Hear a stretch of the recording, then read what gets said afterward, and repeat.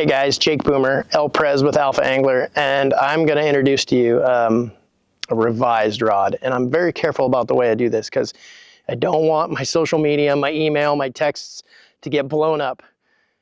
But we upgraded the DSR.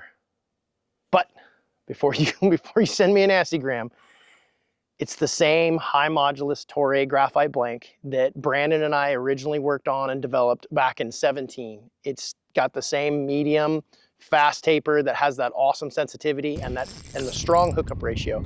The one thing that made the DSR so amazing was you didn't have to work hard to get a hook in them. The landing percentages were always great. Sensitivity was always great. So we didn't change that. But what we did change was some of the features that we kind of came up with when we developed, like the LiteSAAbre and the ShAAkr. And the number one thing that we changed was the guide train. So we've always had the choker system, the Fuji 3 choker system that gets your line tamed in a hurry. But then we switched the ending guides to the new low drag guide system that the LiteSAAbre has. And what that did, it did three things. One, it lightened up the rod overall because we were able to use the new mathematical formula and use one less guide, which doesn't seem like a lot, but it actually adds to the balance of the rod, and this rod is way balanced. Second thing that it does is you get farther casting distance, which is obvious. You have less drag when you're throwing your line out there. But the third thing it does is because these guides don't get hung up with the knot, especially if you have to use like a 12-pound floral leader with that bigger knot, sometimes that gets hung up on the way out and you lose kind of your trajectory. It hangs up when you're throwing and you kind of don't hit your target square. It makes it even more accurate. So that was a must-have. We had to put that in all of our spinning rods. We started with the DSR. But then when we went down this road, we're like, well, if we're going to upgrade the one thing, what else could we do to the DSR?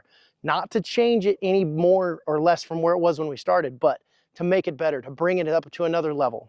The second thing we did was we incorporated our new butt cap, which this is just aids with balance and reduces weight.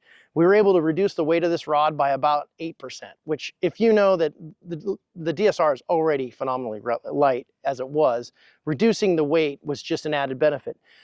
We don't really strive to have lightweight rods. It's not a goal. The goal is to get balance, right? You want a balanced rod that it's just perfect in your hand, that aids in sensitivity. You can use it all day. But the end result was we made a more balanced rod and we made it lighter, which I know the DSR was already acclaimed as one of the lighter drop shot rods that we made. It's not a goal of ours. Balance equals sensitivity in my book, in our book, but we did end up with a lighter, more sensitive drop shot rod. We're super excited about it. You guys check it out on alphaangler.com. Thanks for watching. Don't worry, it's even better than the original. I know there's a lot of you guys that have not just one, but multiple of the DSR. You'll really like this one. So thanks for watching.